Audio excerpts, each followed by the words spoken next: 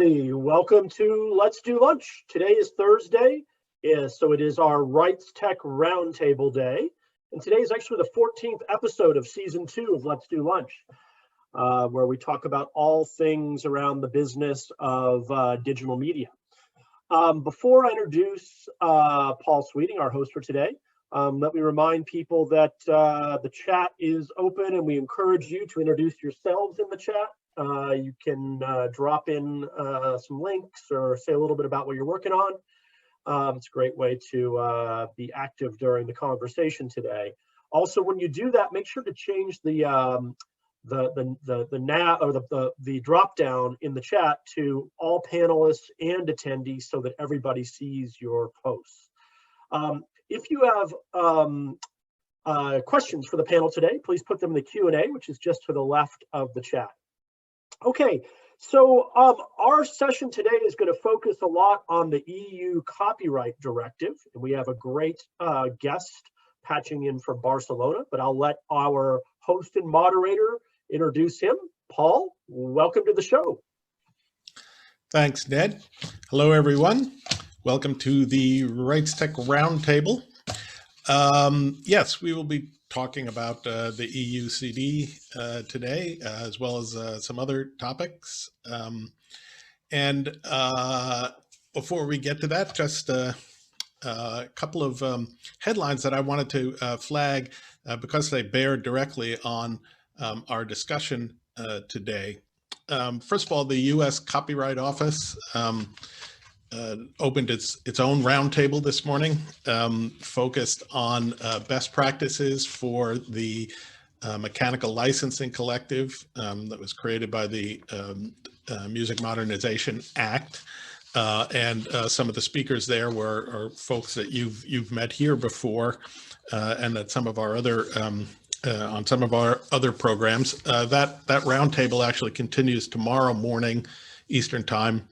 And I recommend, it's a topic, especially if you're a data geek, it's worth tuning in on. You can find a link to stream it on the Copyright Office website, which is copyright.gov. You'll also find there a report that the office just issued on collective rights management practices for music around the world.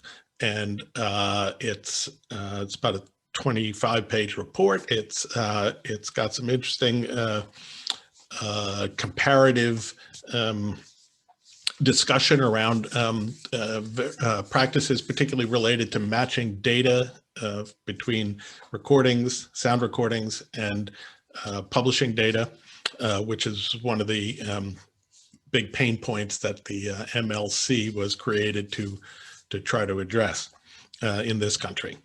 The other really interesting news happened just also, or at least I just saw the headline this morning. The SIAE, which is the main music collective management organization in Italy, has now begun registering their authors' copyrights as NFTs, non-fungible tokens, on a blockchain. That's the first time I've seen a traditional incumbent rights management organization do that. They minted 4 million NFTs, representing works by more than 95,000 creators. The announcement said that this is the first step in what they hope will be a project that will bring greater transparency and efficiency to the CMO process. And while it's starting in Italy, they see this, particularly because of the blockchain connection, as something that could be taken internationally as well. And that leads us precisely to our conversation today. And I'd like to ask Jordi Puy to join us. Jordi, there he is. Jordi has a long career in the music industry. He's been in it for over 20 years. He's also the co-founder of Sound Diplomacy, which is a development-focused, music-focused development organization. But the reason he's here today, not that that's anything to sniff at, but the reason he's here today is because he's also the founder and CEO of Unison in Spain. He's based in Barcelona, and Unison is a relatively new collective management organization that was created in the wake of an EU directive, which we will get to. And Unison describes itself, Jordi describes it as a new model of music copyright and management based on the principles of efficiency and transparency through technology. And Unison has the distinction of being the first CMO, at least the first that I have come across, that was created to be blockchain capable from the beginning. And Unison actually works closely with Verify Media, headed up by Ken Umezaki, who we had here on an earlier episode in season 1 of Let's Do Lunch. I'm very, I was delighted to have Jordi on in any case, but in light of today's news, I'm even more thrilled to have him on. Jordi, welcome. Thanks for joining us. Thank you very much, Paul, and thank you for the invitation. It's a pleasure to be here in the Let's Do Lunch. And yeah, now I mean, you've described what we do and who we are so well that I'd rather leave now, right? And there's nothing else to say. Well, no. Why don't you give us a little bit more background on yeah, I'll give a bit more founding background of Unison.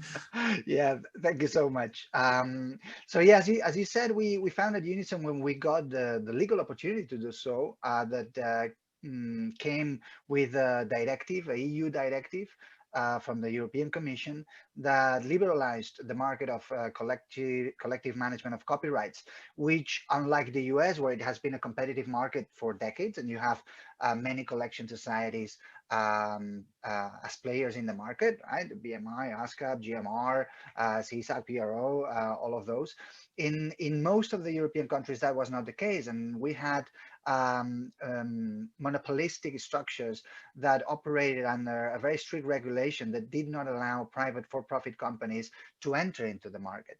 And as you well know, when you have like monopolistic structures that cope 100% of the market for decades, that generates obviously a certain type of issues and problems. But the EU directive of 2014, which became into force in 2016, but was implemented by most of the countries in 2018, 2019. So, you know, it takes some time to implement directives in Europe.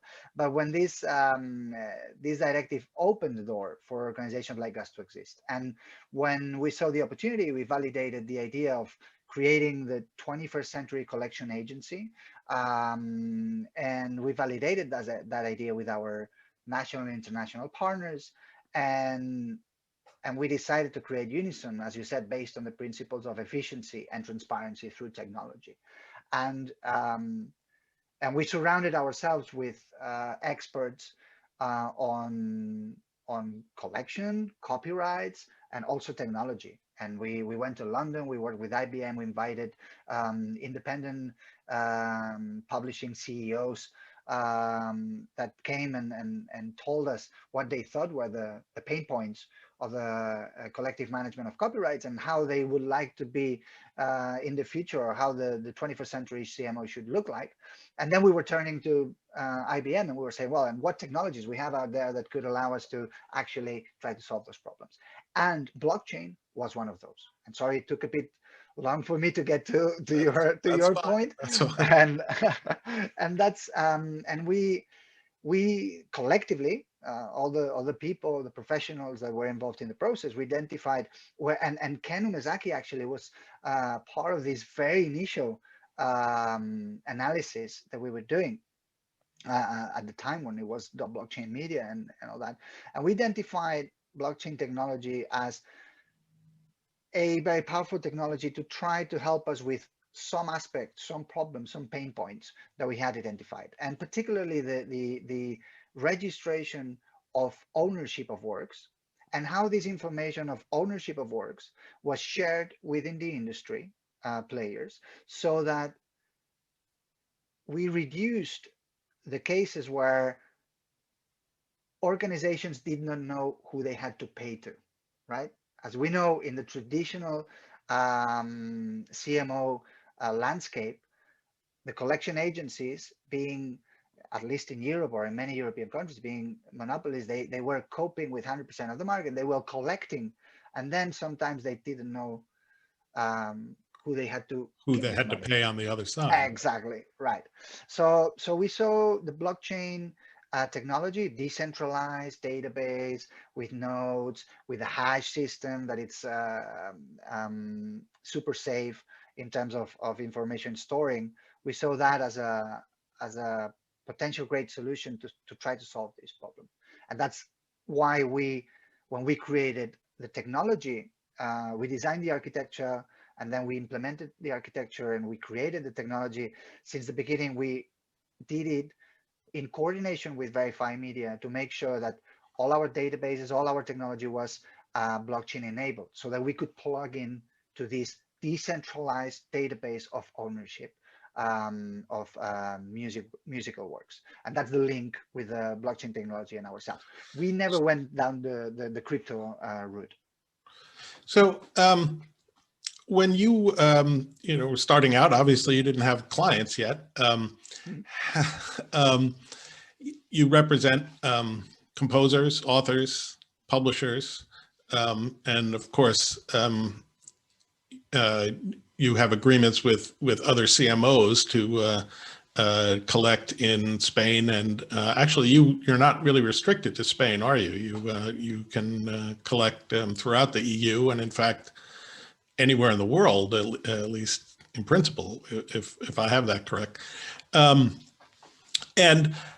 So how did you make that pitch to them? I mean, was that part of the pitch you were making to potential clients, to publishers and songwriters, that, we've embraced this technology of blockchain, or was the pitch more that we're simply more efficient and more transparent because of our use of technology? It was a mix of those, and we shifted actually in messaging, because we went through all the steps of the way, when blockchain was sexy, when blockchain became not sexy at all, and then went back. So we were consistent in the way we were using or we wanted to use the technology, and we were working with Verify Media to implement that. But we had to go through these hiccups of communication internationally. Just one clarification. So yes, we can operate across Europe, and we can operate in many other countries beyond Europe, but there are still many countries where there are like legal monopolies, or countries where you need regulations. And the way we do it is we collect directly where we collect directly. So for example, pan-European digital and beyond pan-European in many instances. But then the offline, we don't have the capabilities right now to go and collect offline in every country in the world whatsoever. Right now, the offline directly, we are only collecting it in Spain. But we have the agreements with other collection agencies in other countries. Now we have more than 70 deals for those organizations to collect the offline on our behalf. And sometimes when the legal framework of a country does not allow Right. independent companies to collect, then we have to do everything through our partners in the country. So there are countries where there are still legal monopolies. But going back to the pitch, what we were saying, it was a combination. And also we had a lot of time to do that pitch and to refine it, because unfortunately, as we envisaged, we had to go through 2 years of legal proceedings and legal battles in court, because the traditional collection societies, especially in Spain, were not respecting or were not complying with the EU and the Spanish Copyrights Acts and new legal situations. So we had to go through proceedings on the competition authorities and also the commercial courts, and that lasted for 2 years. We were at the end, all of them failed in our favor. So they said that we were right and all that. But we had these 2 years to work on the pitch with our clients. And actually we engaged with writers, publishers, and international CMOs. And our pitch was based on the efficiency, the transparency, our platform, and the blockchain was one part of that pitch. But for example, the part of music usage monitoring in TV and radio, matching capabilities of ISWCs and ISRCs, or digital claims, and in the TV and radio, for example, working with BMAT, a company that does music usage monitoring of TVs and radio. That was part of the pitch. And the blockchain, we explained it. We went through a phase where we cut it out completely of our explanations, and we were just responding when anyone was sort of blockchain interested, then we were going into it. But if not, we were not mentioning. We were just saying, listen, you don't know, you use websites, or we use websites, and we don't know how to code them, right? So forget about blockchain. This is the platform. That's what it does. I've heard that behind it. I've heard that so often from companies, not just in the music industry, but folks who are using blockchain to manage, payments in the film and television industry. At one point, they talked up blockchain. Then it became sort of not a dirty word, but it sort of fell out of favor, and they took it out of their pitch. And now they talk about it a little bit again. So it's funny how that curve has happened over and over again. It's the same, and it's funny because suddenly you were being perceived as not legitimate or not serious if you were saying that you were using blockchain. Yeah, there was the whole ICO. Yeah, exactly. A bubble bursting, and a lot of people lost money, and there was a lot of scamming going on, and the technology sort of got tarred with that brush. You were also you were mentioning your sort of the legal struggles that you had, or fights that you had to engage in. The CMO situation in Spain generally was sort of in turmoil at that time as well, right? SJAE, the original national CMO, was involved in, or at least there were accusations of scandal and so forth, and they actually were kicked out of CISAC for a while, were they not? Yes, that's correct. That happened. I mean, we have the policy, or try to not to talk about our competitors, directly. It's things are out there in the media to check and to read about the situation, but we did not create Unison just to go. Yeah, I didn't mean to imply that you were being opportunistic about it. Just that. But it's true. It's true that there was like a lot of controversy. Let's put it this way, and that was as well, and we can say that us having experienced the way that things worked, it's what triggered us to create Unison as well, right? Because we had felt ourselves the inefficiencies and the problems and the struggles of a certain way of managing collective management of copyrights, and that was, we thought that we had the opportunity to positively contribute to this subsector that had not seen innovation for so long in many aspects. And there are collection societies that have innovated a lot, and I always think about Teosto in Finland, that they are very sort of innovative and creative, but we thought that there was an opportunity. And in the pitch as well, it was also for us, when you go from a monopolistic structure to a liberalized one, there's many things that you can offer in terms of new approach on treating clients. We don't have members, we have clients, and that's a yeah. Let's go back. Let's drill down on that, because you're actually organized as a for-profit corporation. So the folks you represent are, they don't own you. It's not a membership organization. You are serving them as a service provider to clients. Is that? That's correct. And Furthermore, that's a condition for us to exist. That the directive, the European Commission directive, imposed on the independent management entities, which is what we are. The naming that we were given by the European Commission, it's independent management entity, and it's independent, the first word that they use to describe, and that's because they thought that organizations like us should not be owned or controlled by right holders nor by users of copyrights in order to be impartial, which is the exact opposite structure than the non-for-profit traditional collection societies have, where the members own the society and the members that are in the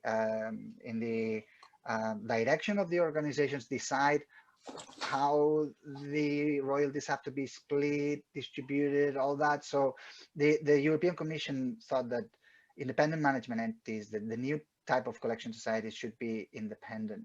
And yes, that's correct. We have clients. And have other ones sprung up since that directive throughout Europe in other countries, or?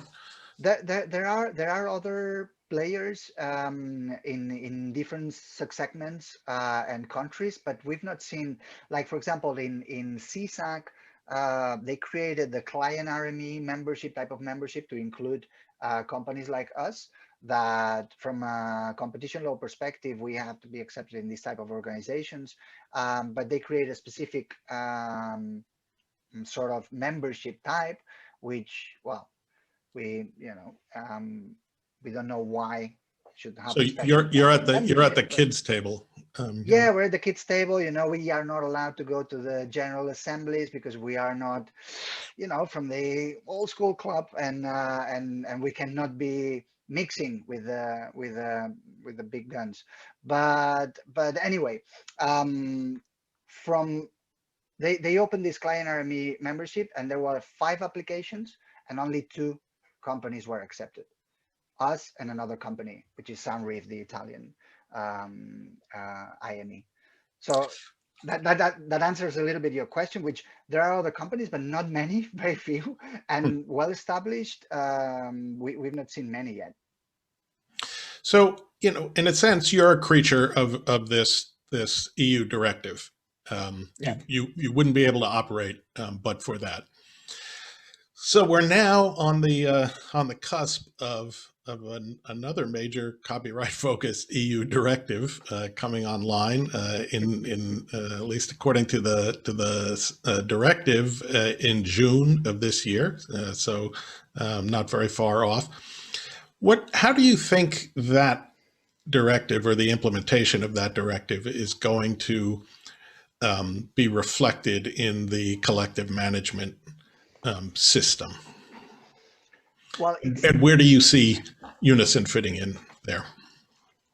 I mean, the Article 17 and 18, we hope that what they will bring by ending with the safe harbor situation from the user-generated content platforms, making them responsible of the content that it's used in their platform, which at the end of the day, it's why they are making money, where the money comes from. So we hope that this will bring fairer and better remuneration to creators. It's yet to be seen how it's going to be unfold. There's like a lot of controversy as well on the recommendations on how to implement this directive right now. There's discussions because some sources indicate that that it's not going to be implemented in the way that the music industry was expecting, but others say yes. So we yet to see that in, but what it should bring is that those companies that have been upping their game because of this directive, now it's going to be 2 years since it was issued, and you've seen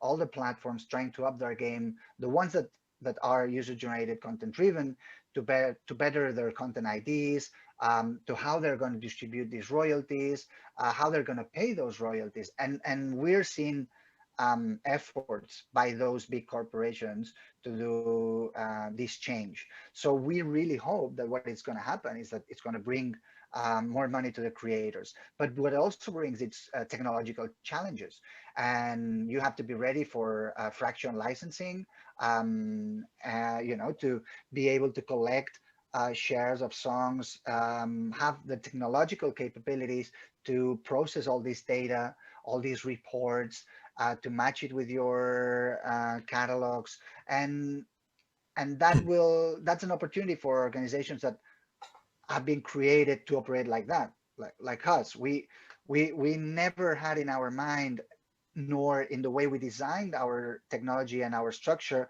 that we would control 100% of a repertoire, because that's not going to be the reality anymore, right? And therefore we were prepared since the beginning to make sure that we can license 20% of a track, because we represent a writer that owns 20% of this track and things like that. So there's going to be technological challenges, but opportunities likewise. Um, And of course, there's also, I mean, obviously, this is going to introduce a level of complexity, and you were sort of built from the ground up to manage complexity like that. There's also going to be a lot more payments, at least if the directive works as intended. So there's going to be more money, presumably coming in the front door, that you're going to have to pay out the back door. That's the intention of the directive, to support creators and to promote fair remuneration of creators.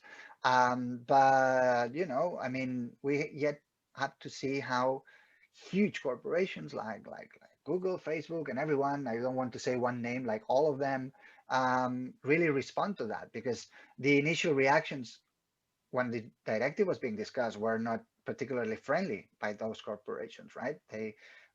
They saw it as a threat, and as something that maybe was not going to be good for the freedom of information, all these type of things. So let's see how these powerful organizations implement one thing or another, and we hope and we think that there's a huge opportunity to marry the interests of everyone involved, of the creators, the platforms, and for everyone to make fair money for the business they do. And we hope that the platforms are going to see it in the same way. And we think, I mean, we hope, and the signs are good. I mean, like the ID contents technologies developed by a lot of those players, and the fact that they are licensing and they are engaging on these conversations make us think that hopefully we'll achieve this objective.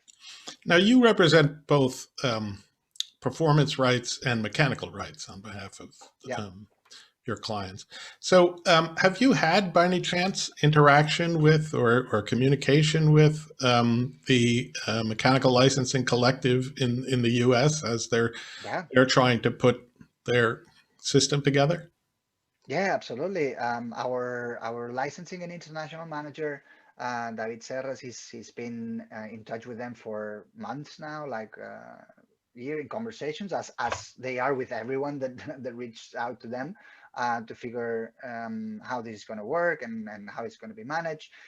So I've not led the conversations myself, so I have limited amount of information, and I don't know actually what can we disclose or not. But yeah, we've been in touch with the organization, and we've been following it very closely, all the evolution, because we represent catalog that we've been mandated to collect worldwide, digital or worldwide all rights, and the US, it's a huge market, and the Latino side of things in the US, actually it's an important consumer of many of our clients, because we represent clients from the Latin world abroad, but we also represent clients from abroad into Europe or the Latin world, like clients like 1RPM and big publishers from the US. So yeah, we've been in touch with the MLC. Yeah. So to get back to the earlier question regarding your sort of pitch to potential clients, what do you think was the apart from blockchain? What do you think was what was the secret sauce that you offered them that induced them to say, I'm going with this startup rather than the incumbent national CMO? Well, there were many arguments. For example, our fees are half, so 50% fees are quite a good quite a good carrot.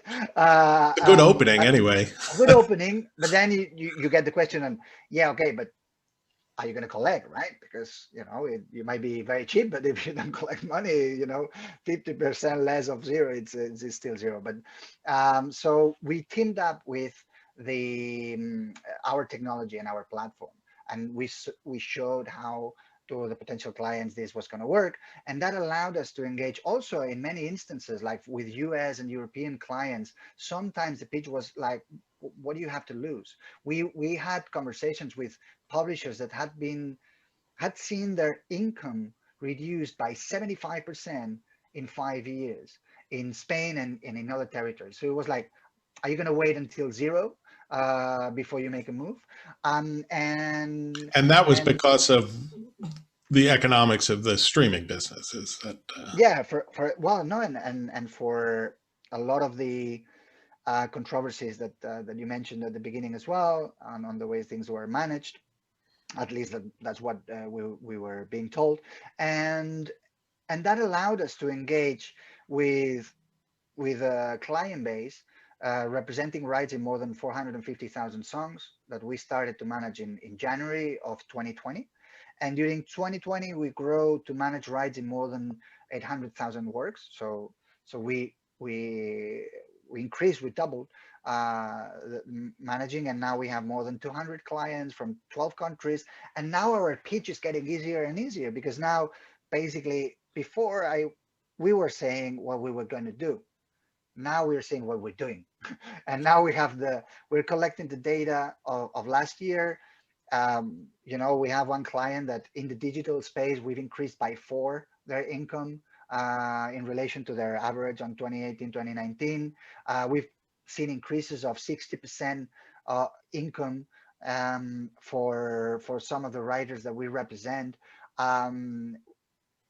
We have clients that we've improved the identification of their works and the music usage tracking of their works from the previous 10% that they had to 80% of their catalog being tracked, and so on and so forth. So now our pitch is, well, we said we were going to do that. Now we're doing it. We are client RMEs here. We have the ISWC capabilities, IPI capabilities. We have 70 deals with international CMOs, and we are delivering this value to our clients, and that's our technology. And we show the platform that, by the way, the platform, we did a second iteration of it. We started working with our clients on 1st of January 2020, and after 6 months, we conducted a research process with our clients, asking them what they thought about our platform, what they liked, what they didn't like, what was working, what wasn't working.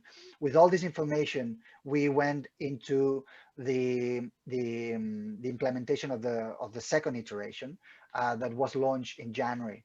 And here is like a big up to our VP of operations, Irene, that she led all this process, and she managed to deliver a platform that it looks like more like a digital distribution platform more than a CMO platform. and our clients love it. They can see updates on TV and radio, monitoring every 24 hours in Spain. They can see all the information that we get from the DSPs related to their repertoire. They can see the place that we've identified, how much money we have collected, how much money we have distributed, and then at least they can evaluate if it makes sense or if it doesn't. Just a reminder to folks, if you have a question for Jordi, please put it in the Q&A window there. Do you have you found that you're getting more traction in certain parts of the market than in others? Certain types of writers or certain publishers who are are focused on certain genres of music? I mean, are there folks who are more hip to what you're doing than other folks?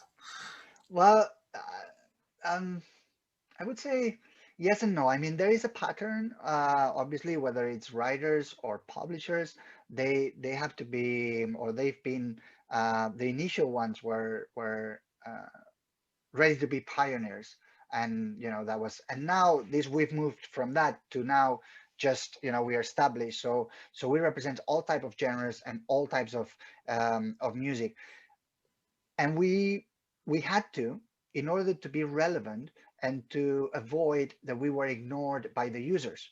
So we did a huge effort to have, when before we started operations, the representation of catalog that was important for advertisement, for example, production music for films and TV series and VOD series, as well as commercial music. So we engage with producers that with 20 platinum albums, and last year we had 3 number ones, of producers that are our clients. So we tried to cover a vast scope of styles, and not only styles of music, but also uh, types of music like production music, commercial music, advertisement music, so that the users, broadcasters particularly, and streaming platforms could not avoid us, basically, could not relegate us to, also to the kids' dining room. Um, we're coming up on time here. We do have an audience poll. Folks want to wait. Oh, there it is. See, let there be light. Um, so while folks are filling that out, we do have a question from the audience. Rosemary Ampuero Jacobs. Mr. Puig, brilliant idea and making it work even more so. Question, given the complexity of the streaming platforms and distributors, can the blockchain architecture model that you've established work for the film television industry globally? And if so, when? In 2 to 5 years? So many questions. How do we connect with you? And yes, I'm in the VOD business, so several questions here. Let's take them one at a time. Do you think it could work in the film and TV world? Um, in the VOD for sure, but I will clarify that the blockchain, the way we're using it, and that's the way it could really work for VOD companies as well as for DSPs, music-centric DSPs. It's the registration of the ownership of work. What I said before. So imagine that your VOD company and the major publishers and the collection agencies, we all have nodes that share the same database of ownership. Then your VOD company would immediately know who they have to pay for certain usage, what is the collection agency, who are the publishers, and we would solve a lot of the conflicts that arise.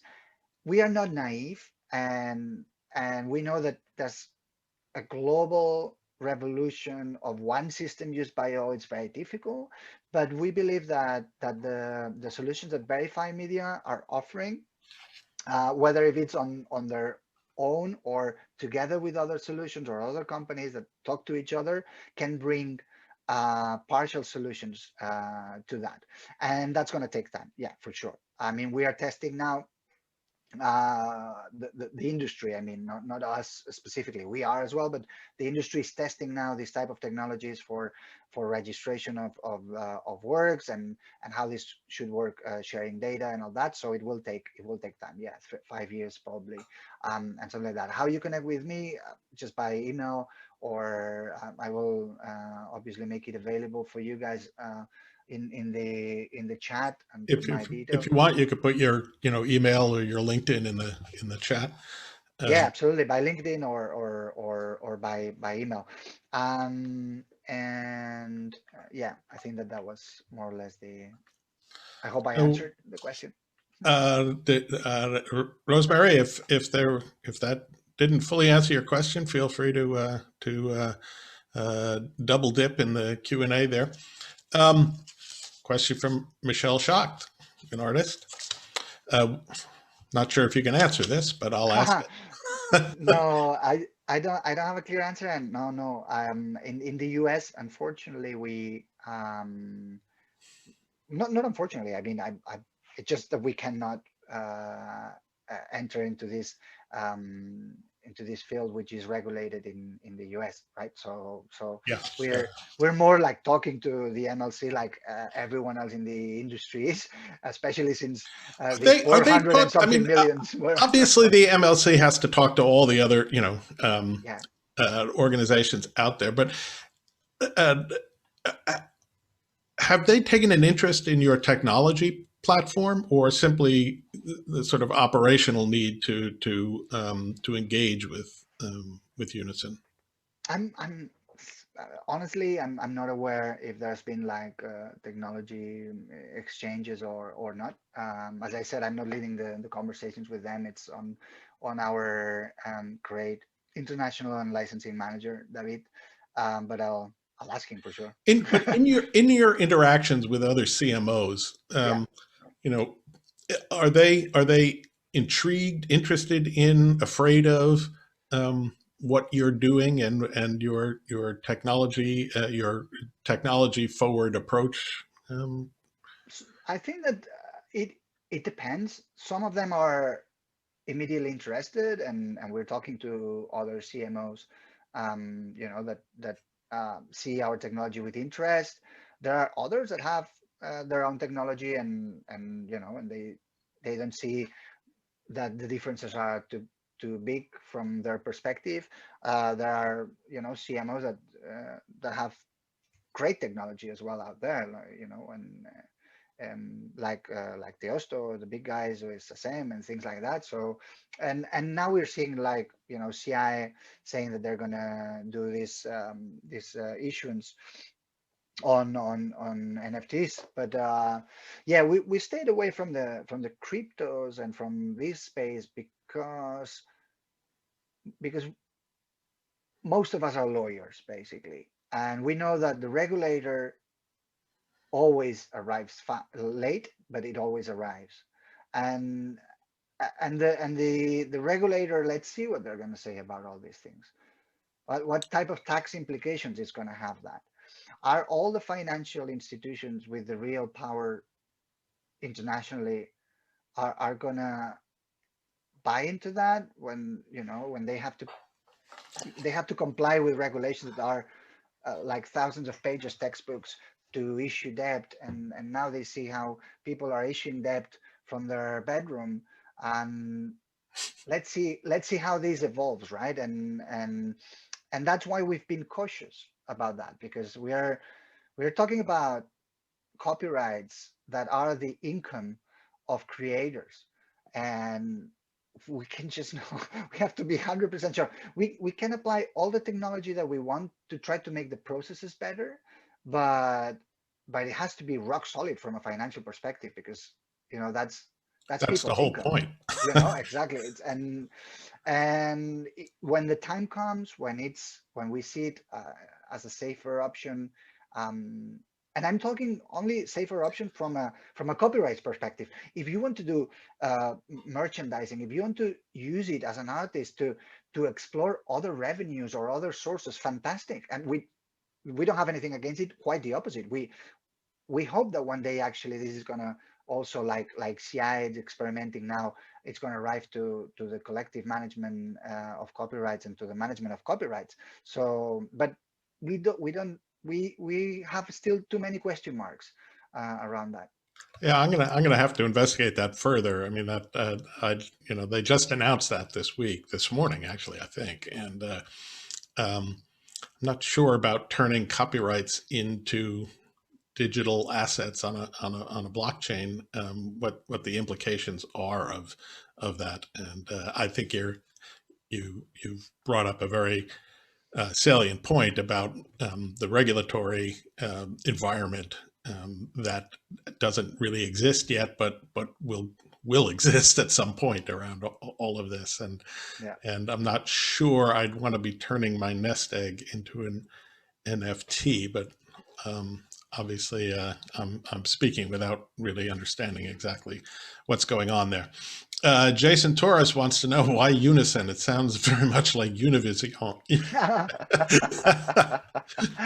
Well, Unison United for Music. I don't know. It was like Jason, the naming of a company. It's is like I don't know. First of all, you got to get the It's giving. URL, right? You got to get. Yeah, it's giving birth, and it's not easy. It's painful, and it takes time. And it was a long process, and we love the name. We came out. It's Unison. It resonates very well on the company culture. We are all of us different from many different backgrounds, countries, um, but we are in unison for one purpose. And I think that that's what really got us. And if there's something that we talk a lot about technology, but actually what makes Unison possible is the team behind it that builds this technology, that works with this technology, that knows the clients, the from bottom up. It's We say we're the home for the copyright nerds of this world. We are all copyright geeks, and we love it, and we are in unison with one Oh, objective. So there we go. that's There you there go, we Jason. go. Okay, Laura, could you put up the poll results? I can't see them here. Oh, there we go. We wanted to get sort of a baseline here. How well do you think the current system of collective management is serving artists? And the plurality of folks said just okay. So clearly and there no better. There are very few folks who think it's doing better than just okay. So it looks like you have some nice runway ahead of you there, Jordi, if you can improve the situation. And what change do you think would bring the greatest improvement? We wanted to know. All of the above was the most popular response, but on the individual response, transparency was the leading factor, which I guess tracks with your view of things and what you were trying to improve on was the. All of those points, to be honest, all of those points, like efficiency and transparency through technology is our ethos. So that's in all of our descriptions. That's what what we aim to be more transparent, more efficient through technology. But all of those, like transparency, lower cost, faster payouts, richer user data, better international coordination, all of those are in our agenda, and we work on those to try to achieve those every day. And then we asked folks specifically where they think blockchain technology could bring the most added value, and more transparency was the top one. Interesting, better international coordination. I guess has something to do with making it easier to for payments across international borders, for instance. And although I guess you're not dealing in cryptocurrency, so that doesn't really apply there. But it is an open system that can be the data can be shared easily across international borders. So I could see where that would be the case. Okay, we're just about out of time here. One final question I had for Jordi is: do you think Messi is going to stay at Barcelona? Or I don't know. I don't know. We hope, we wish, and that he stays happy. And there's a new president that just won the elections. We hope that it's gonna bring back some hope, some magic. tough season that Barcelona had. Yeah, very tough season. Not the tough best. season. Not the best. But yeah. Okay. Thanks very much, Jordi. This is very interesting. Thank you for the questions, and we had a lot of nice chatter going on in the chat box there. And I think Ned was going to come back to sign off, but I understand he was called away. So tomorrow we have the business of music at Let's Do Lunch. And this week we'll feature Mitch Blackman, who is a concert agent at ICM Partners, and Hisham Dahoud from Artist Pro. And just a reminder to folks, because we'll be doing some prep work for the LA Games Conference, which is coming up May 10 through 12. We're going to be off next week, so you're on your own for lunch, but we will be back the following week. Thanks very much, everyone. Thank Thanks, you very Jordy. much for having me. Really appreciate it. Thank you. Thanks. Bye-bye.